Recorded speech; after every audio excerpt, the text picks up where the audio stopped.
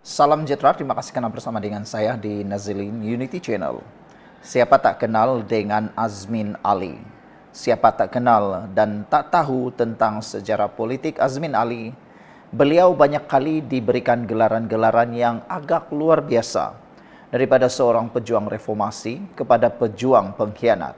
Beliau pernah digelar juga sebagai seorang yang kabur-kabur dan pernah juga digelar sebagai seorang yang mementingkan jawatan. Sehingga beliau terlibat dalam skandal yang membabitkan langkah Sheraton 1,0 dalam menumbangkan kerajaan Pakatan Harapan pada satu ketika dahulu, sehingga beliau dikenali sebagai pengkhianat PKR. Namun kali ini apabila berada dalam Parti Bersatu, nampaknya ada juga orang yang tak boleh melupakan sejarah Azmin Ali. Dalam pemilihan Parti Bersatu baru-baru ini, Azmin Ali kemnya telah menang. Ini menyebabkan ramai pengulas politik dan penganalisis politik berpandangan Hamzah Zainuddin mungkin mengalami masalah besar dalam kemnya sendiri. Hari ini dalam laporan di Malaysia Kini, satu lagi berkait dengan Azmin Ali mengejutkan kita semua. Sejarah dengan Azmin tak boleh dipadam, tapi saya juga orang Muhyiddin, kata seorang pemimpin bersatu. Walaupun dengan kejayaan terbaru dipilih sebagai Ketua Pemuda Bersatu, label orang Azmin masih melekat pada adun gombak setia Muhammad Hilman Idham, dan dia nampaknya tidak kisah pun dengan hal itu. Ahli politik berusia 39 tahun itu menyorot bahawa dia memulakan kerjayanya dalam politik 16 tahun lalu sebagai penulis ucapan Muhammad Azmin Ali dan kemudiannya sebagai setiausaha politik adun Hulu Kelang itu. Pada masa itu, Azmin juga sedang membina namanya dalam PKR.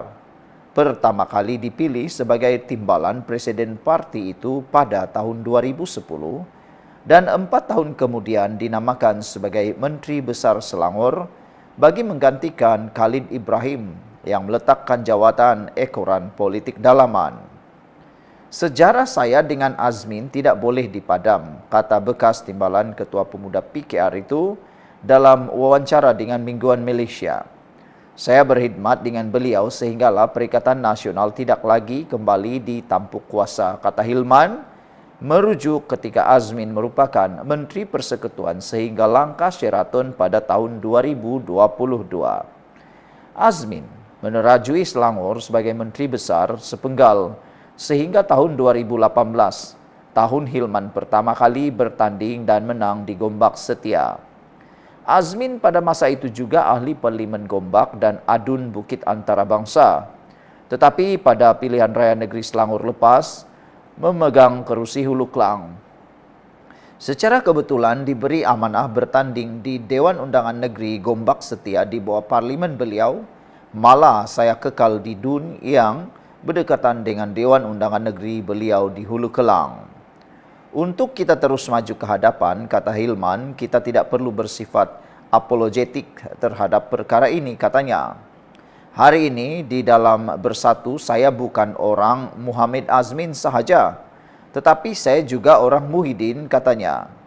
Sebab itu saya sentiasa tegaskan, di dalam perjuangan ini kita harus punya idealisme, prinsip jelas dan setia kepada pemimpin, dan Muhammad Azmin Ali salah seorang pemimpin dalam Bersatu, katanya. Kita boleh menjadi orang biasa sahaja asalkan berpegang kepada prinsip, saya nyatakan tegasnya.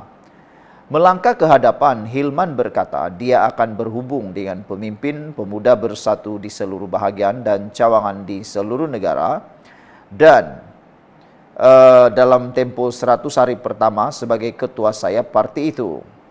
Pemilihan Bersatu bulan lalu berakhir dengan pasukan kompromi Presiden Parti Muhyiddin yang terdiri daripada Ronald Kiandi, Muhammad Razi Muhammad Jadin, dan Ahmad Faizal Azumu dipilih sebagai naib presiden. Pemimpin yang sealiran dengan Azmin yang sering digelar kartel juga dipilih menjawat jawatan dalam majlis tertinggi. Apakah dengan ini akan mewujudkan lebih perpecahan dalam Parti Bersatu? Saudara-saudara sekalian, tinggalkan komen Anda untuk isu kali ini. Jumpa lagi. Salam sejahtera, terima kasih karena bersama dengan saya di Nazilin Unity Channel. Ini laporan terkini paling mengejutkan kita semua. Bekas pegawai khas Najib pula ditahan kerana kes peras ugut pendakwa. Persoalannya sekarang, siapa bekas pegawai khas Najib yang dituduh didakwa telah pun memeras ugut pendakwa ini? Suruhanjaya Pencegahan Rasuah Malaysia SPRM menahan bekas pegawai khas Najib Razak berhubung dakwaan pembabitannya dalam kegiatan memeras ugut serta meminta suapan daripada seorang pendakwa bebas. Penahanan terbaru itu hadir 2 hari selepas SPRM menahan seorang penyokong kuat Najib dan 2 individu lain yang disyaki memeras ugut serta meminta suapan daripada pendakwa berkenan yang juga mudir sebuah ma'had tahfiz di Kedah. Bekas pegawai khas Najib itu ditahan semalam setelah hadir ke pejabat SPRM Al-Usta Kedah untuk direkodkan keterangan. Menurut sumber, dia bagaimanapun dibebaskan oleh SPRM pagi tadi selepas proses rakam keterangan selesai dijalankan. Dia ditahan ketika hadir untuk dirakam keterangan, kata sumber ketika dihubungi Malaysia kini. Sumber menjelaskan bahawa kes disiasat di bawah Seksyen 16 dalam kurungan E Akta SPRM 2009. Pada 6 November yang lepas, Mahkamah Magistrat Al-Usta membenarkan permohonan reman seorang penyokong kuat Najib yang juga aktivis politik bersama 2 lagi individu kerana disyaki memeras ugut serta meminta suapan daripada pendakwa bebas. Menurut sumber, penyokong kuat Najib itu dan salah seorang suspek ditahan di sebuah masjid di Bendong, Kedah semalam ketika didakwa mahu mengambil wang pendahuluan sebanyak RM20,000 daripada pendakwa terbabit. Manakala seorang lagi suspek ditahan di lokasi berasingan pada hari yang sama. Saudara-saudara sekalian, pendedahan demi pendedahan berkait dengan peras ugut terhadap seorang pendakwa bebas ini memang mengejutkan kita semua. Bayangkan sajalah, mereka meminta beberapa ratus ribu wang daripada pendakwa bebas ini untuk dapat sesuatu.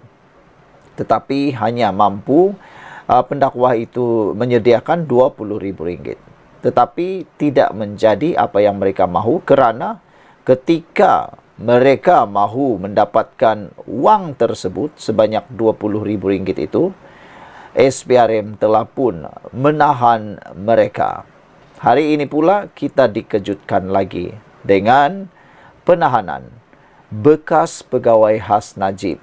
Ditahan, dituduh kerana kes peras ugut pendakwa. Jadi, kembali kepada persoalan utama sebentar tadi. Siapakah bekas pegawai khas Najib yang didakwa ada pembabitannya dalam kegiatan memeras ugut serta meminta suapan daripada seorang pendakwa bebas? Siapa identitinya dan bagaimana dia boleh terlibat? Penahanan itu hadir 2 hari selepas SPRM menahan seorang penyokong kuat Najib dan 2 individu lain. Sekian untuk kali ini, jangan lupa tinggalkan komen Anda.